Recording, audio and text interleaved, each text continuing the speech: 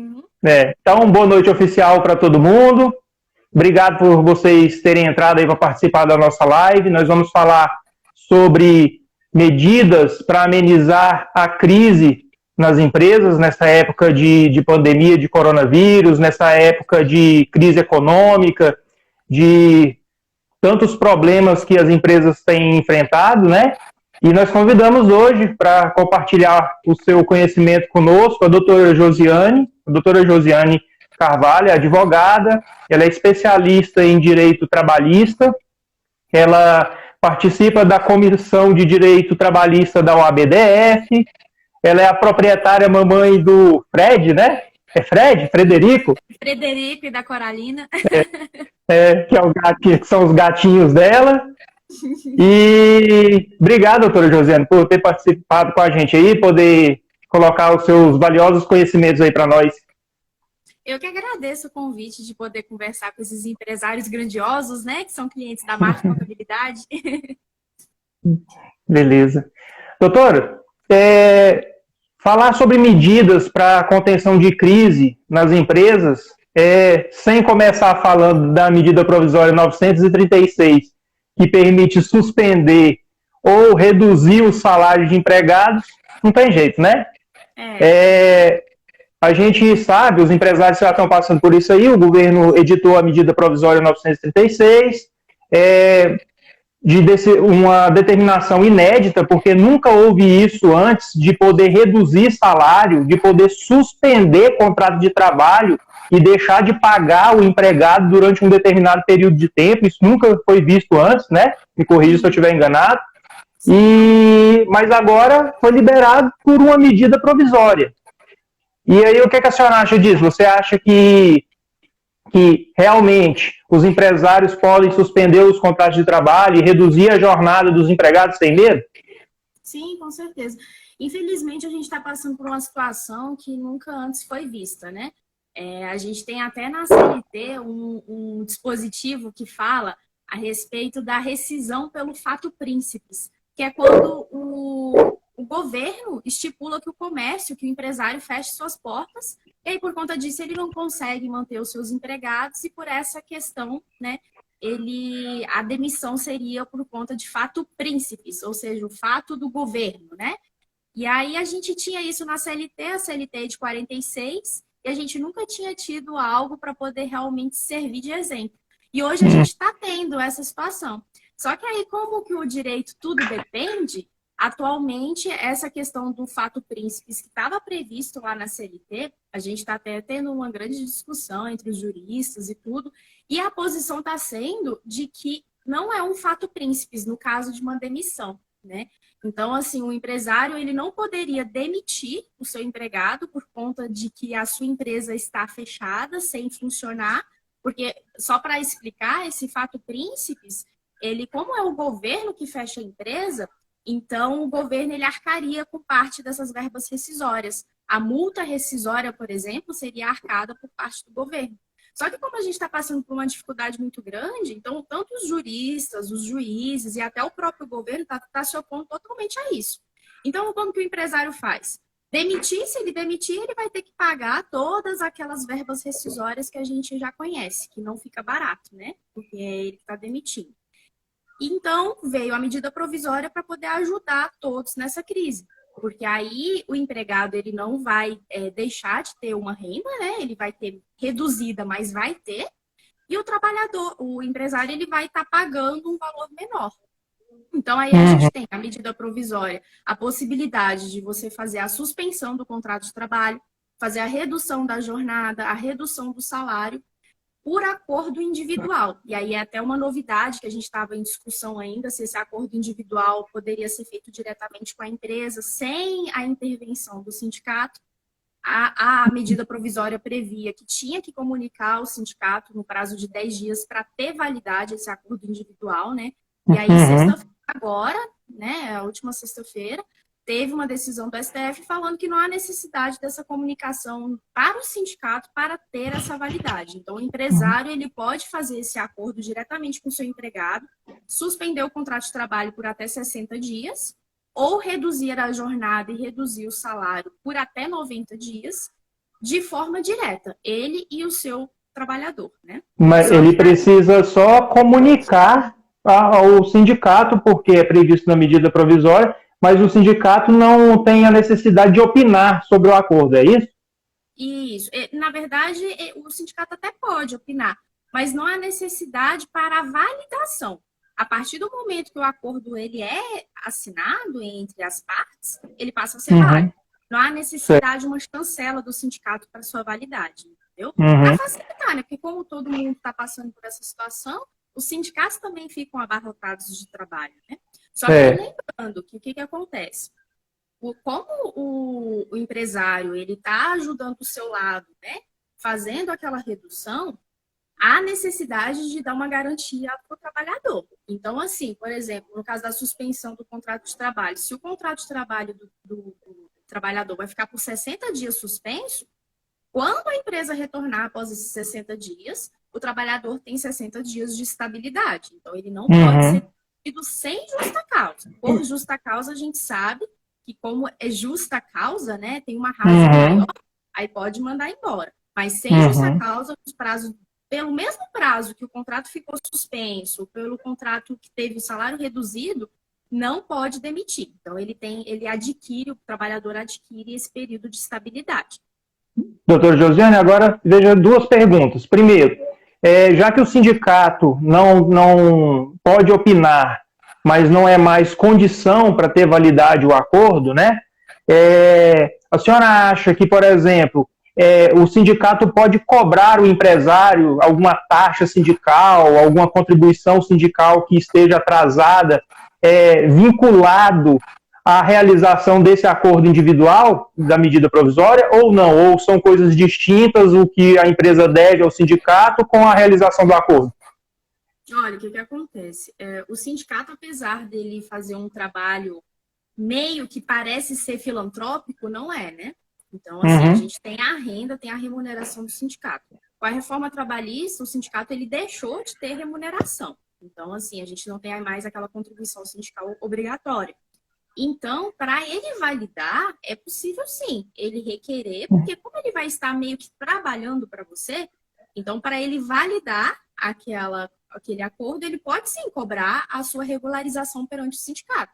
Só que aí a gente lembra da decisão do STF.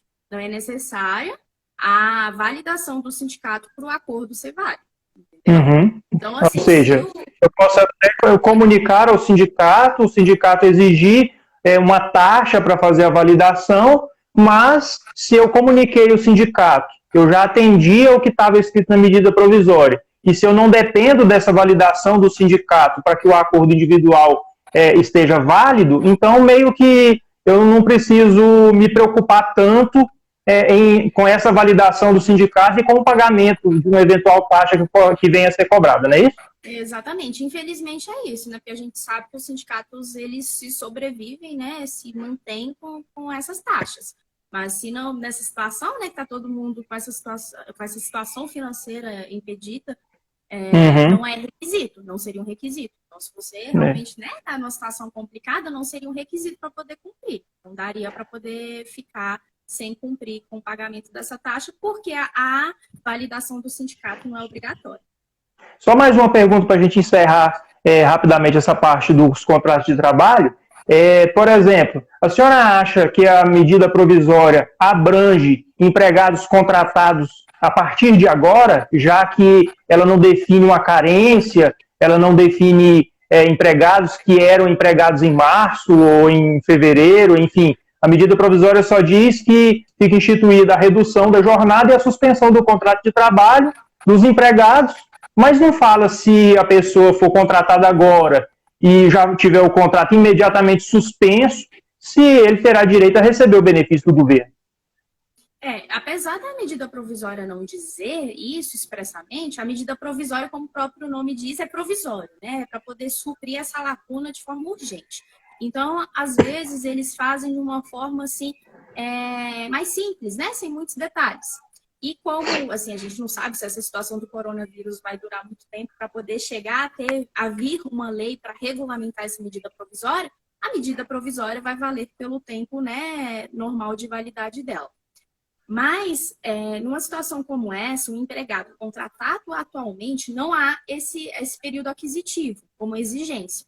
Mas há sim uma interpretação de que há uma fraude. Porque, assim, se a medida provisória é para poder suspender os contratos de trabalho em que o empresário não está conseguindo arcar por conta da situação, qual sentido faz ele contratar o empregado agora e já de imediato suspender? Então, É assim, já verdade. nitidamente você tem esse caráter de fraude. E em outras questões, como cooperativa de trabalho também, a gente vê na legislação trabalhista essas lacunas e que quando chega no judiciário, que se verifica e se percebe nitidamente que há uma tentativa de fraude, já de imediato é tolhido. Então, assim, o Uhum. conselho que eu dou é para as pessoas que estão nessa situação, não contratem. Porque se você já está numa situação difícil, não tem por que você contratar e reduzir a jornada. A gente tem várias possibilidades do contrato intermitente, de um contrato com uma jornada menor. Então, não haveria necessidade alguma de você contratar para suspender de forma alguma e nem Uhum. contratar para depois reduzir a jornada e reduzir salário. E sem contar que é possível que, ao protocolar o requerimento do benefício para o empregado, esse benefício seja até negado, enfim, crie-se algum empecilho ali para você ter que justificar e tal, e dificultar um pouco, porque afinal de contas seria uma porta aberta para muitas fraudes, né? Exatamente. E até uma coisa que a gente está esquecendo de dizer, que o que acontece? No caso, tanto da suspensão do contrato de trabalho, como da redução da jornada, né, e redução do salário, há uma colaboração do governo para o pagamento desse valor dos empregados, né? Então, assim, se a empresa, ela tem uma receita anual de até 4.800.000, o governo vai pagar de forma integral essa redução, né? E aí vai ser proporcional à redução, proporcional à suspensão. E isso o empregador que tem que comunicar para o governo que ele fez essa suspensão. O empregado, ele simplesmente vai ficar parado, né? E vai receber o valor na sua conta. Então, é do empresário a obrigação de comunicar, é do empresário a obrigação de informar a conta de forma correta, porque senão a gente E pode estar repassa para o contador, o né? contador. Então, tem que contratar um contador bom aí para fazer esse serviço. Não vai dar certo, não.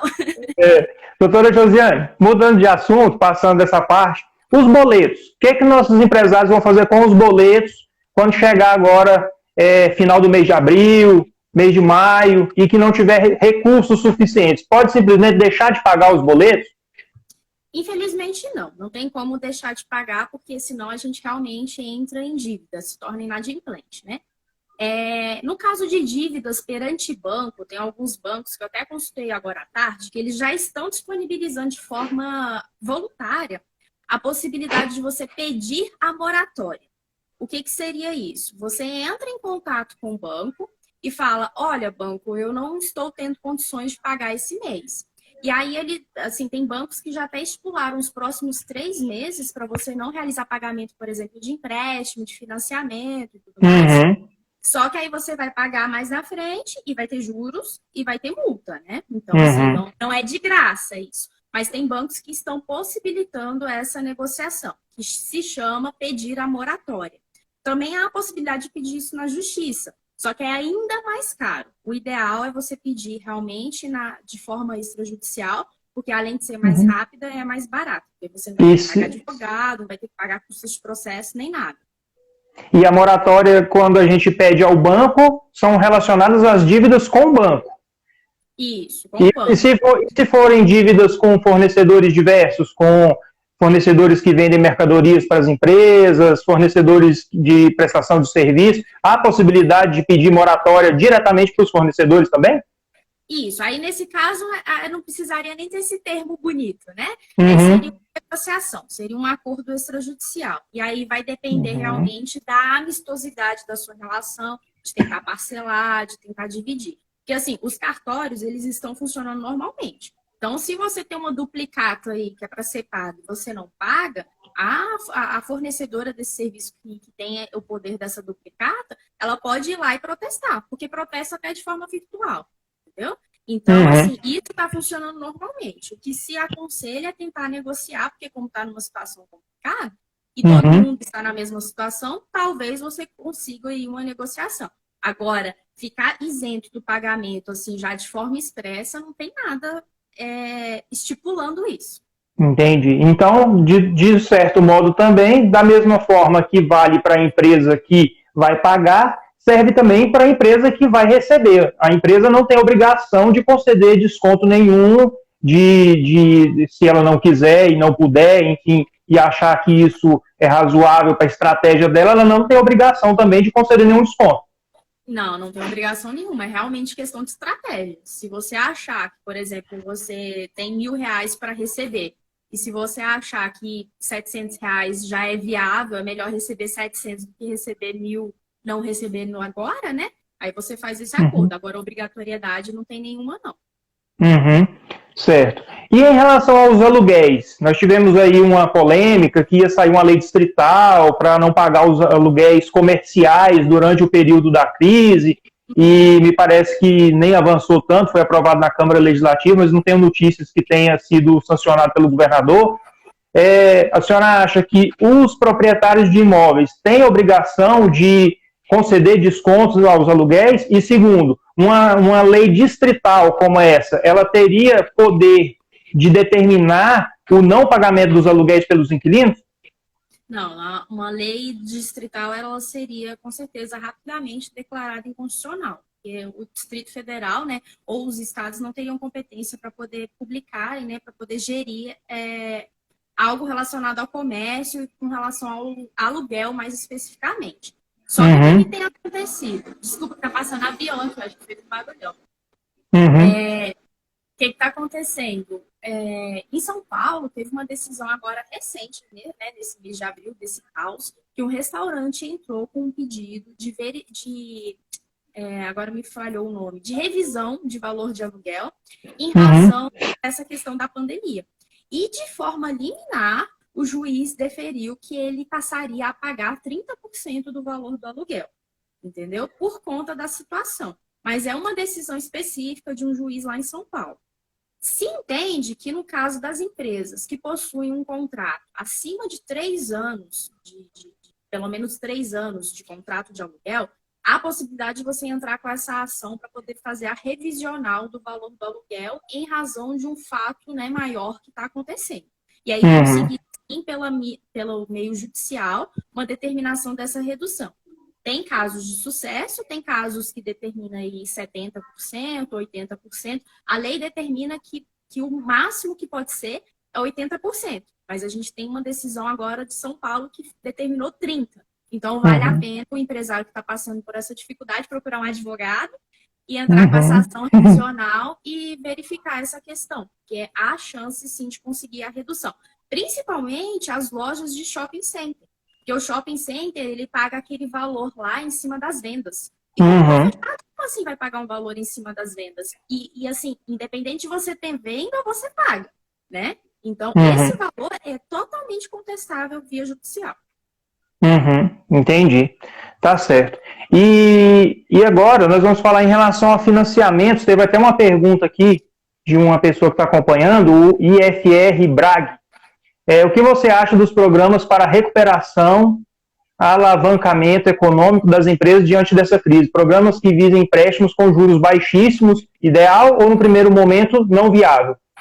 Olha só, esse negócio de financiamento é um negócio muito complicado. É claro que se a empresa está precisando de dinheiro e surge uma linha de financiamento com juros baixíssimos, é ótimo para ela. Mas é muito importante o empresário ter o controle do seu fluxo de caixa. Por quê? Porque numa situação delicada, numa situação financeira e econômica delicada, é muito risco você pegar um empréstimo e não conseguir pagar. Então tem que trazer tudo anotado. Nessa época de crise, a gente tem que ter ainda mais controle do nosso fluxo de caixa, saber exatamente o total das entradas no mês, o total dos pagamentos no mês e o quanto sobrou. E se eu prorroguei os impostos, que a gente sabe que outra medida que o governo concedeu, né, doutora Josiane, foi a possibilidade de prorrogar os impostos, o Simples Nacional, o INSS, a Contribuição Previdenciária Patronal, PIS, COFINS, vários impostos foram jogados para julho, para o final do ano, para outubro. Então, o empresário precisa registrar seja numa planilha, seja no seu sistema, mas registre. Tenha registrado tudo que você não pagou. Por quê? Porque até para pegar um financiamento, você precisa saber de o quanto você precisa, para você não pegar dinheiro mais do que necessário e pagar juros, mesmo que baixos, mais do que o necessário. Segundo, você precisa ter certeza absoluta que a prestação que você vai pagar, que você está se comprometendo a pagar, cabe no seu orçamento. Então, se você tem uma empresa que fatura 50 mil por mês e você tem despesas de 45 mil por mês, isso em condições normais, veja que em épocas normais você não teria condições de pagar uma prestação de 8 mil, por exemplo, porque não cabia no seu orçamento. E como tudo mudou, nem você próprio conhece mais seu orçamento, então tem que anotar tudo, tem que registrar o total de entradas de dinheiro, o total de saídas de dinheiro, e aí sim, talvez seja uma boa você obter financiamento, obter recursos com juros baixos, desde que você saiba exatamente o quanto você precisa e se a prestação realmente cabe no seu orçamento para você efetuar o pagamento. Não é isso, doutora Josiane? Porque senão depois nós vamos ter que entrar com a moratória lá no banco para deixar de pagar os boletos, né? Infelizmente, assim, apesar da situação terrível que a gente está passando, que a gente tá chegando os boletos para a gente pagar e a gente não tem dinheiro para pagar, independente de conseguir negociar uma moratória para pagar depois, você somente vai pagar depois e vai pagar mais caro. Então, assim, a dívida não vai deixar de existir, né? A não ser aí o aluguel, que dependendo a gente dá para negociar, o salário do empregado, que teve esse benefício aí do governo ajudando. Fora essas questões, os valores cobrados, eles continuam sendo cobrados. Então, mesmo que tá sem receita, tá difícil, as dívidas, elas continuam. Então, assim, tentar se organizar, porque senão pode virar aí uma bola de neve realmente. É verdade. E mais uma observação aqui, em relação a parcelamentos. Alguns clientes me perguntam, olha, eu estou pagando parcelamento federal, parcelamento da Procuradoria da Fazenda Nacional, da Receita Federal, prorrogou os impostos, não vai prorrogar o parcelamento? Na verdade, a estratégia do governo federal foi diferente em relação aos parcelamentos. Ao invés de prorrogar o vencimento da prestação, eles suspenderam por 90 dias os cancelamentos de parcelamento por falta de pagamento. Então, o vencimento da parcela não foi prorrogado, mas os efeitos, as consequências de você não pagar o parcelamento estão suspensas por 90 dias, porque antes, se você não pagava 1, 2, 3 parcelas, o parcelamento era cancelado. E agora não, esse cancelamento está suspenso por 90 dias. Então, se alguém aí que está nos assistindo, tenha parcelamento, a estratégia que o governo está usando seria essa. Doutora Josiane, acho que nós estamos chegando no final, né? Meia hora. Um pouquinho, né? E já falamos aqui, nós fizemos um roteiro aqui de informações que seriam úteis aí para os empresários. Nós falamos sobre essa questão dos pagamentos, sobre essa questão dos trabalhadores, né? Do financiamento, do fluxo de caixa, dos impostos. Gostaria de dizer mais aí algumas últimas palavras, doutora Josiane? Assim, eu acho que só lembrar que apesar do comércio estar fechado, a gente ter, assim, várias coisas aí fechadas, lembrar que tem muitas, assim, o tribunal, por exemplo, ele, apesar de não estar aberto, as portas abertas para o atendimento presencial, é possível sim entrar com a ação, é possível ter uma decisão liminar, igual, por exemplo, nesse caso da situação do aluguel, redução do aluguel, certo? Os cartórios, numa questão de protesto, também há a possibilidade de você fazer esse protesto eletrônico. E então, assim, procurar meios de resolver já agora, já ir tentando resolver a situação, não deixar para chegar ao final. A gente tem a previsão aí de que dia 3 de maio, muitas coisas, né, a maioria das coisas vão voltar a funcionar, mas não há necessidade de esperar até lá para poder resolver a situação, já dá para ir resolvendo por agora muita coisa. E aí é isso, e é ter muita fé para que as coisas vão se resolvendo, que a economia do país volte ao normal, né? E que a gente permaneça aí trabalhando, cumprindo com as nossas obrigações, né? Como pessoas honestas, como ser humano mesmo, e trabalhando para poder conseguir arrecadar o nosso sustento. E agradeço demais aí o convite da Marf Contabilidade, parabenizo a Marf pelo trabalho, pela divulgação de conteúdo que é tão importante aí para os empresários, né? Que às vezes é tão limitado o conhecimento, apesar da gente ter a internet de tanto amplo alcance, às vezes falta bons conteúdos para poder ter informação. E muito obrigada. É verdade. E eu gostaria de dizer que a gente precisa, como a doutora Josiane falou, ter fé, ter esperança, saber que a gente só deu uma pausa, mas não quer dizer que tudo acabou, as coisas vão continuar, os clientes, os consumidores vão continuar, vão voltar a comprar, tudo vai voltar como era antes, a gente só precisa ter um pouquinho de paciência e tirar grandes aprendizados desse momento de crise, da gente saber, mais do que nunca, o quanto é importante a gente ter fluxo de caixa, o quanto é importante a gente ter capital de giro para passar por momentos de turbulência, como esses que nós estamos passando, com alguns arranhões, mas sem perder uma asa e sem perder a outra, né?